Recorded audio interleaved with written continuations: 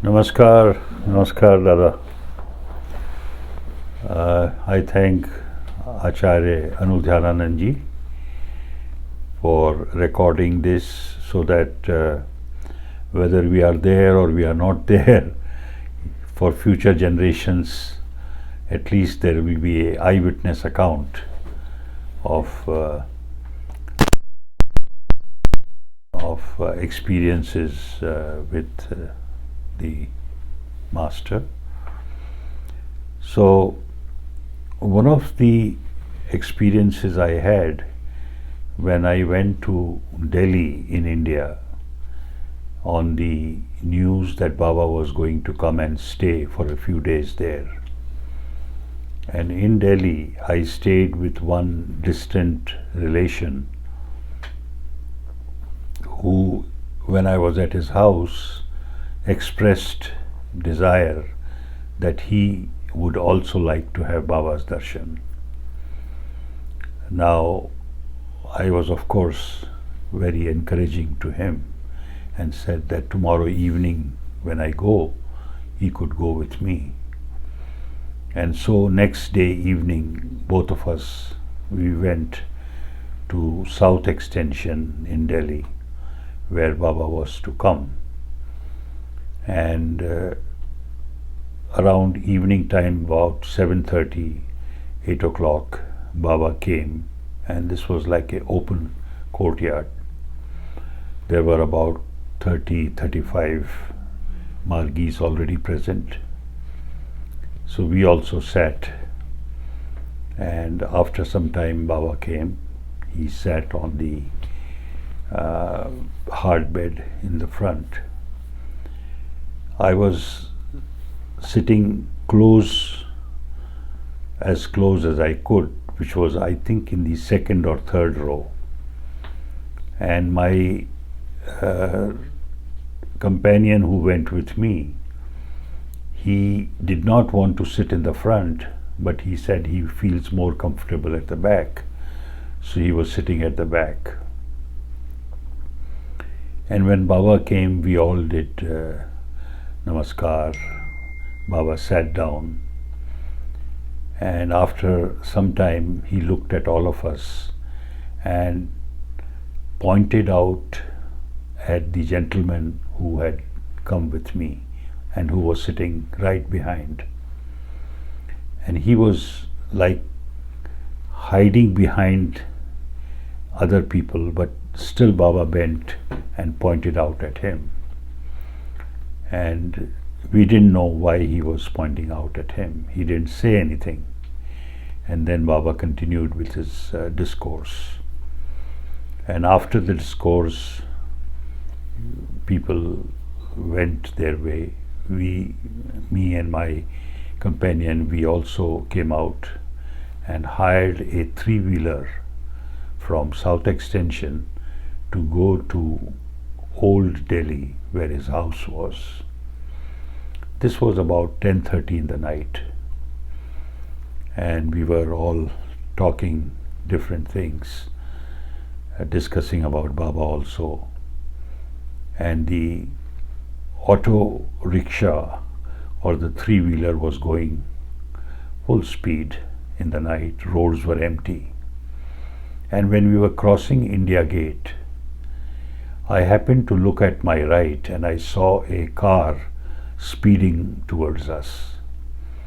And I, being a driver myself for many, many years, I patted on the driver's back and I said, "Look, look, there is a car coming." And the driver looked at the car, and to prevent an accident, he turned the auto rickshaw. And in that momentum and by his sudden turn, the three-wheeler got overturned. And it was in such a speed, it took one turn, then second turn, then third turn. I think about 2-3 times it turned around, overturned, and we were all three of us on the road, lying on the road. And for some time we didn't know who was alive, who was not alive. And then when I came to senses, I looked at my hands, feet, just to see if everything was intact. And as luck would have it, everything was intact. So then I looked at my companion. He was moaning with pain. So I quickly got up and lifted him up. His pants on the knees was torn. There was blood coming out, and his hands were also bruised near the elbows, and he was completely shaken up. And then both of us lifted the three-wheeler driver, who didn't get much hurt, and he started the three-wheeler again, which also started. There was no major damage to the vehicle. And in the night, we had no other option but to sit in the same three-wheeler, and we went to our destination. And when we went up, the people in his house saw his condition and they started crying, saying that probably he was drinking or some accident happened. So I was able to convince them that nothing bad had happened. It was just a small accident, and so everything was a little quiet. Later on, I found out that this gentleman was working for IB, which is the information branch of the government, and probably his purpose of visit was not to have Baba's darshan, but to collect information and pass it on to his officers. Of course, I didn't ask him, but that is what came to my mind after knowing what kind of work he was doing. So he got a good lesson as not to sneak upon and try to find out information from Ananda Marga. The second time was when I went home in Delhi from my office, and this was Friday afternoon. One of my fellow workers, who was a retired colonel in the Indian Army, was also with me, and we parked the car outside the house, and a few children came running, and they said, "Uncle, your friends were here." So I said, "What friends?" I didn't expect any friends. They said, "Oh, uncle, there they come again." And we see 4 or 5 men coming towards us. So they surround us, and one of them says, "I am sub-inspector from the police station of that area, and the SHO or the station house officer wanted me to come and see him." So I told him, "For what?" Because I know I had no business with the police. And I told him, I said, "Look, I'm home now. You can tell the SHO that I'm home if he wants to talk to me about anything." But then the inspector was a little more adamant, and he said, no, he wants you to come and see him at the police station." So I said, "All right," and we all sat in the car and we went to the police station. And the station house officer was very polite, very courteous. He offered us chairs, asked us for a cup of tea, and he told us point blank that there is nothing he could do, but he had received the instruction that morning to arrest me. And this was on wireless message that he got. So I asked him, I said, "Under what reason or under what charge?" He said, "I know nothing about it. Believe me, I know nothing, otherwise I would have told you." And he asked my friend who was with me that I would take some time there so he could leave, which he did. And he told me that I was supposed to go to Tihar jail, which is the biggest jail in Delhi. So I thought for some time, and I told him, I said, if that be the case, why not give me some time? I could go home, pick up a few essentials and bring a bag with me. And he agreed, and he sent the inspector with me. So I went home, parked the car, went up and packed a few things in the bag.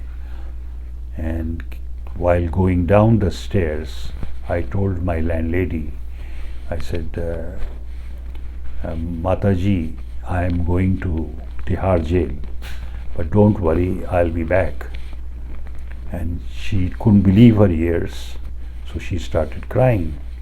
And she told the inspector, he says, if you want my house as a security, take it, but don't take him anywhere. Of course, there was no consideration at that point, and I had to go. So they put me in a police jeep and they took me to a magistrate house where the magistrate was having some small party. And he came out and he asked, he says, why is this gentleman here? So the inspector told him, he said, sir, he's one of the Ananda Margis. And so he signed some paper or order, and we left for Tihar jail. Once we reached Tihar jail, we met the assistant superintendent of the jail, who was standing near the gate inside, and he asked the police inspector, on what charges have you brought him? He said, sir, he's a Ananda Margi. And so he said, oh, okay, take him to C class jail. And so I was taken to C class, which is considered to be a maximum security and the least benefits. Or so once we were there, they put you in a cell, and I was taken to a cell, and I was thinking probably I'll be alone in the cell, but I saw about 10 dadas in their uniforms. They were all in the cell, and they had cleaned it up so nicely with water, and they had blankets put on the floor, and I had one blanket also, and everybody used to welcome any new person who came in, and we all sang bhajan, kirtan, and we did our meditation. And the dadas were all in very high spirits. That gave me a lot of encouragement. But surprisingly, I was not afraid or discouraged. I was only thinking, what do I do now? Other than that, there was no other thought which would have discouraged me. And also I was thinking, how do I inform my people at home? And so the night passed, and in the morning they opened the cell for 2 hours.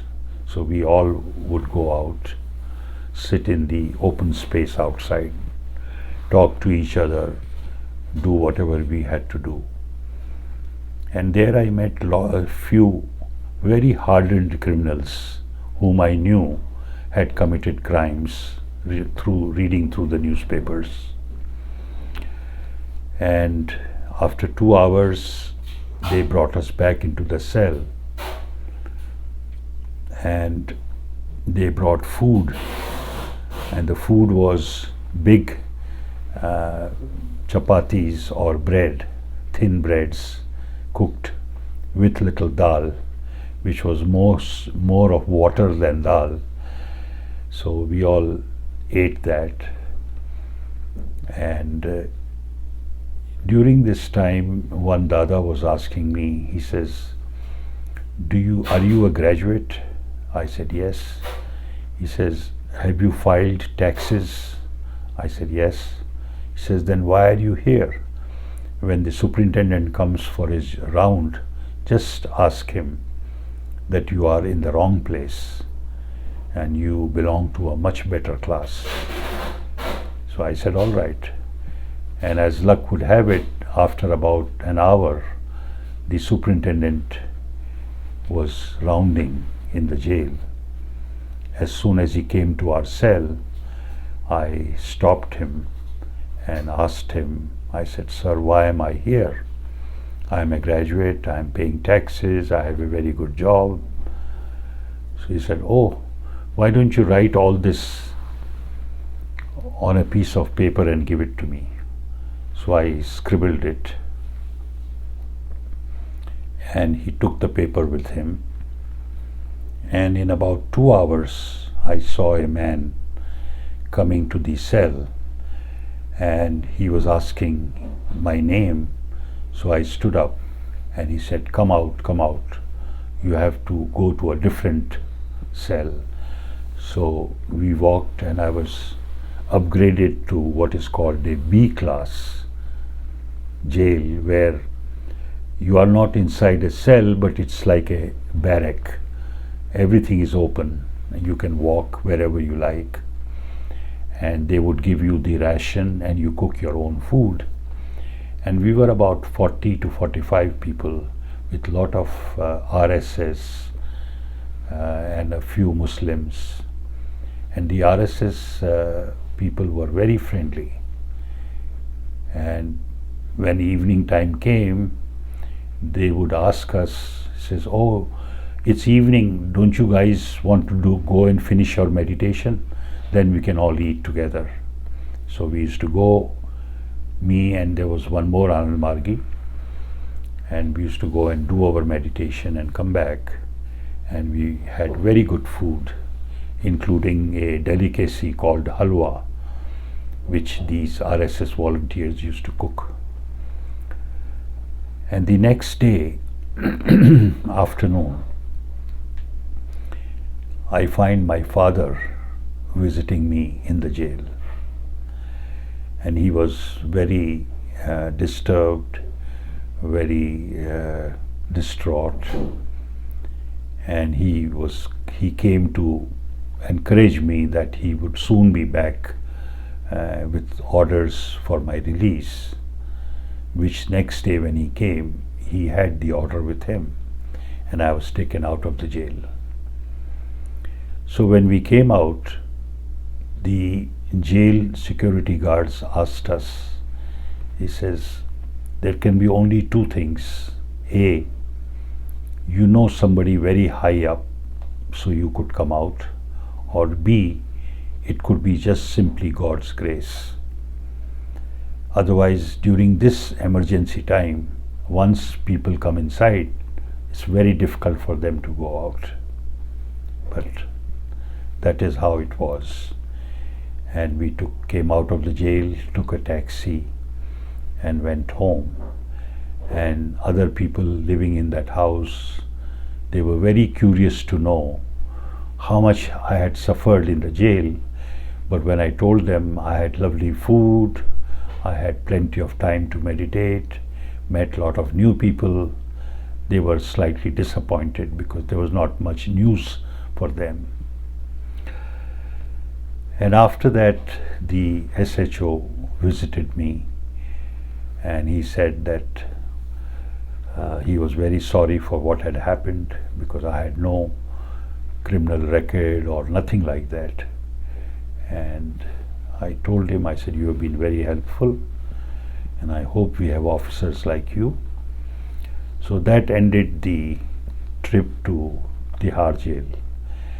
The good part of the whole thing was that in the jail I came to know that there is a different world out inside the jail, which we can't even imagine, how people are kept inside, how they are treated, what kind of food they get.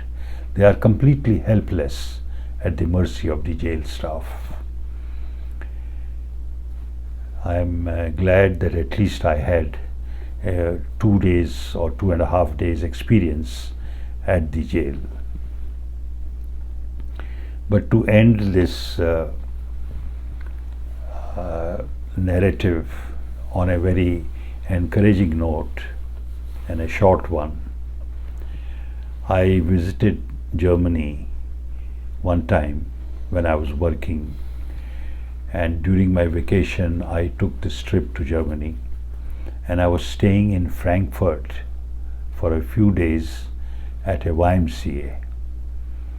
Now, evening time, I was sitting in the courtyard in the YMCA when a young man, long hair, beard, he approached me and said, "Would you like to join us for our meditation downstairs in the basement?"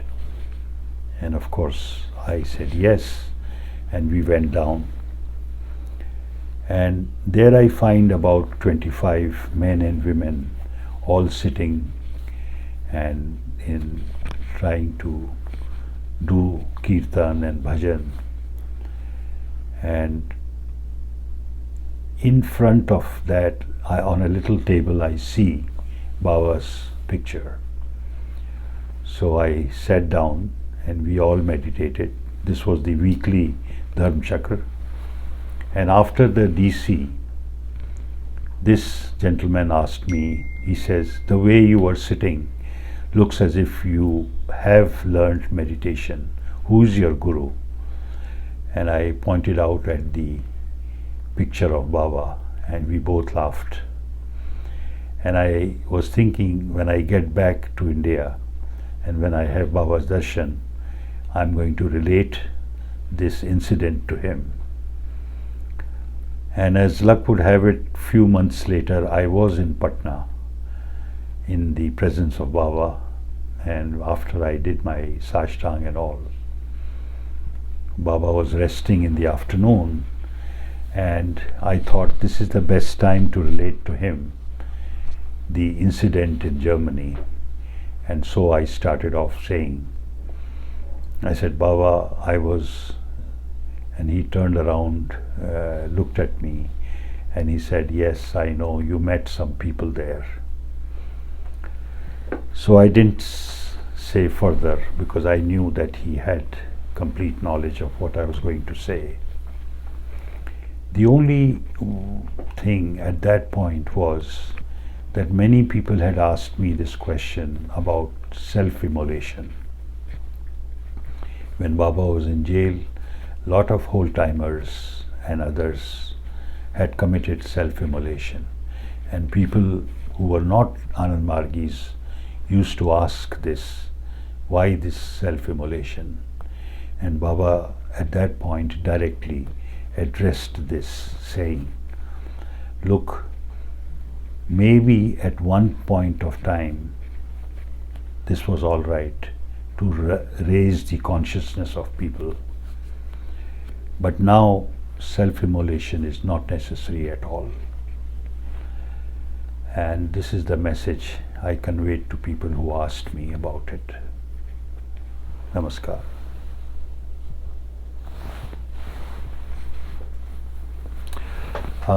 Incidentally, I wrote all the experiences, in fact the best I could remember so that I don't forget them, into a book called My Baba, and this was published by Author House in USA, and this is available with Author House for anyone to read through. Namaskar.